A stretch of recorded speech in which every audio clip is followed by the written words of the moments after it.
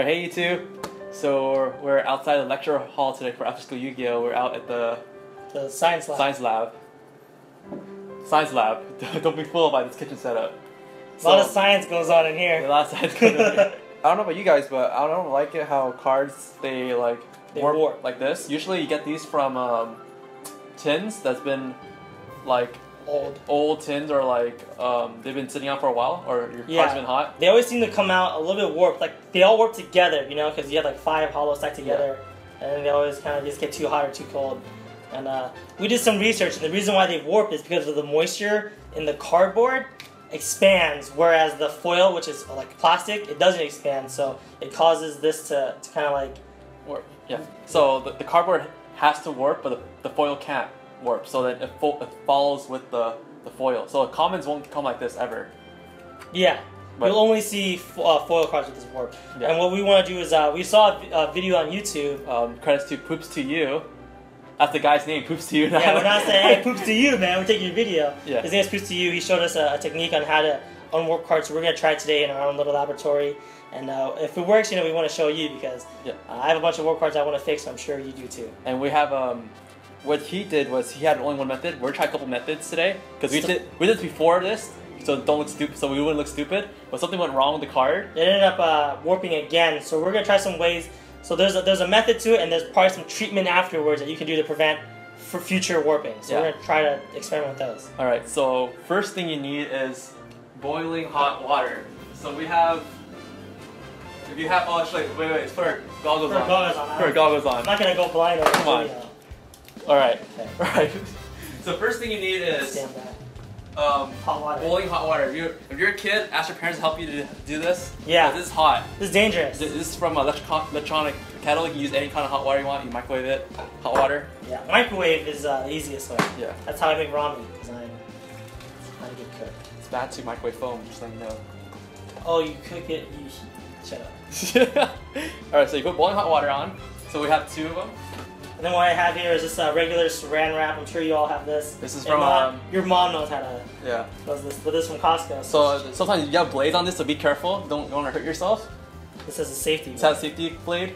So this is from perfect for us. This is from Kirkland. It's Costco brand. If you guys don't know what Costco is, it's like a wholesale place in West Coast. Don't talk down to them. They know what saran wrap is. $9.99, 170 sheets. Pretty good. 750 sheets. I can count. Yeah. So you guys know how saran wrap works. I'm not gonna explain that to you. God, I hope you guys know YuGiOh. You guys know how damage stuff works. But you guys don't know how saran wrap works. Please don't curse the children. It's my classroom, man. After school, you do this in a college course. Okay. So you put the saran wrap right onto the bowl. Yeah. Oh, I messed Careful. up. I messed up. I messed up. That's why I'm the teacher, you're the TA. Oh, I messed up. So you overlay it. That's embarrassing. So what's gonna happen is you're gonna lay these cards foil side down, and essentially what's happening is the temperature the heat that's being generated from the boiling water is transferring onto the card. And that temperature is the same boiling point for the moisture on the card. It's going to cause whatever moisture or humidity that's been soaked by the cardstock to evaporate. And in doing so, it's going to stop expanding and start compressing into the same width or length of the foil part. And then hopefully from there, it just be straight. And we have the foil. We have on the foil because of we don't want the water vapors to further, you know, wrinkle or soak your card. So by doing this, it gives us the perfect temperature, the perfect heat to evaporate the vapor without having it damaging the card. Damaging the card, exactly. So we're just gonna lay these down here, and I think Poops to You said that it's gonna take 30 seconds to a minute. But we're just gonna do it for probably 2 minutes. Yeah. So, and I say we're actually gonna try not to touch it when you're doing it, and I think we're gonna do a cut right now. So as you can see, we have it kind of just laid out on top, nice and flat. You can see from the vapors of the bowl that it's boiling hot water, so the steam is sticking to the top of the saran wrap. And you can try you kind of see it, or not yet. It's still.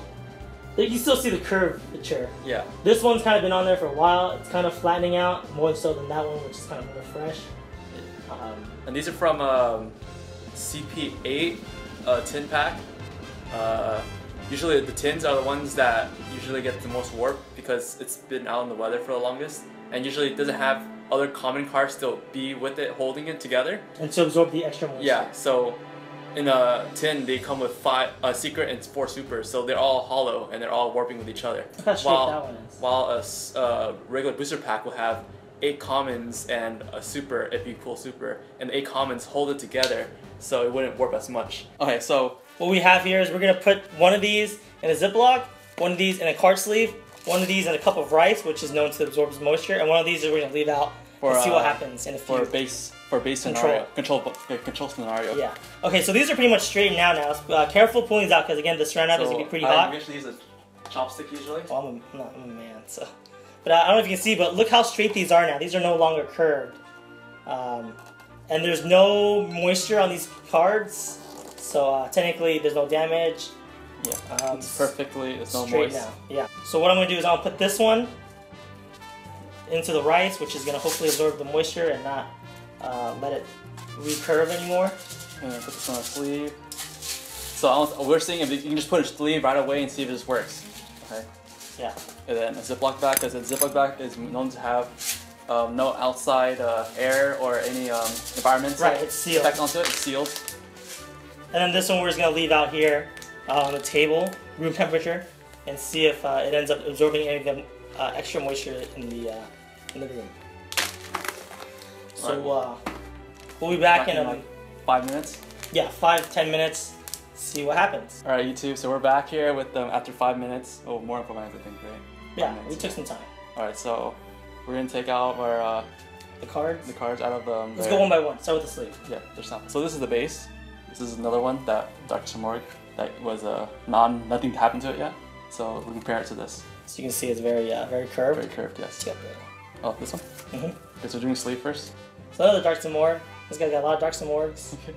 So actually, it did curve back a little bit, but not as much as the original. Yeah, I think if you put it in a deck, it wouldn't pop up, right? Maybe, yeah. It's hard to say, but this one will definitely pop up. There's a significant difference. Yeah, significant difference. But putting the sleeve definitely did help afterwards. Yeah, we'll do another shot with all light out and see how it's curvature on it. So here's one, the Ziploc bag. I mean, I think we both thought that this would be the best, but actually, it looks like if you hold up the Dr. Morg, this is pretty much as curved still. Same. Yeah, it's the same. I think it went back to original state. Yeah. We think what happened was the vapor inside the bag that was in the card came out and then it just came back in. Yeah, that's what. After it rested. Here's one in rice. This one is a little bit crooked. I mean, it's straight. If you compare it to Dr. Morg, it's still good, but. Yeah, the corner, I don't know if you can tell on camera, but this corner here, it's a little lower. It's a little lower, yeah. So it wasn't even because the rice, obviously isn't even. It's grainy. It's unpredictable. So what ended up happening was, I guess it didn't soak up all the water. Yeah, soaked up parts evenly. Yeah, a spotty. And then this last one, this is one that we just left on the countertop and the room temperature countertop. Yeah. And it's pretty much the same as the one in the sleeve, where it's kind of still got a slight curve to it. It's not perfectly straight, but a big improvement compared to the original. Yeah, base. Yeah. So we try to leave it out here on the countertop. We tried one earlier that we left out kind of like in the open air next to the balcony. And that one ended up actually warping worse than original. So that's what we don't recommend doing. Yeah. We don't recommend doing this and then putting it cold air. In cold air, because it looks like I think it absorbs extra moisture. Yeah, and we try to rewarp it back. Try to rewarp it again. It wouldn't go turn back. Yeah. It was stuck. So if you guys can't tell, it's kind of a permanently warped in like an angle. Diagonally. Yeah. Instead of being like this, it's like this. Yeah. So I guess for us the final conclusion for this is that. If for any cards, super rare cards or rare cards that you just want to like unwarp, maybe they're badly warped. Yeah. You want to do this, then go ahead and try this experiment out. It's not a permanent fix, as you can see. It's not like straight as a common. It's just a better, less severe warp. Yeah. And definitely try this with a couple of your cheaper hollows before you try out your Dantes. Yeah. Because you don't want this to happen to your $50, $60 cards. Yeah. And you can't even set that card. It's like it's gonna be, if you set this card on your spell traps, they're gonna know what that is. You know? Marked card. Marked card is the other point, yeah. So I would recommend you putting controlled environment, like room temperature, or put in a sleeve, and then like maybe try to put it between some cards. Books, cards, so it still gets smushed. Yeah. So I think the reason why this one holds together because the sleeve is kind of tight, so it just didn't have room to move. Alright, YouTube. So that's pretty much it for this after school Yu-Gi-Oh! Science Fair edition. Science Fair edition. And yeah, hope you guys have fun Hope watching you guys this. learn something. If you must, try it at home, but I don't know if this is a permanent solution, but it's definitely something you could do if you have some old cards that are damaged that you want to try to trade or sell. This is definitely going to take it from damaged to moderately played. So we had fun doing this. Hope you guys have fun doing it to yourselves. Do you guys have any other suggestions on how to unwarp cards or any other projects like that? Let us know down below. Yeah, we're gonna test it out. So And just comment. be careful when you guys do this. It could be dangerous-ish. Yeah. Wear your goggles, and if you burn yourself, don't tell your mom that we did it. It was on you. Alright, study hard YouTube. Laters. Bye. Bye.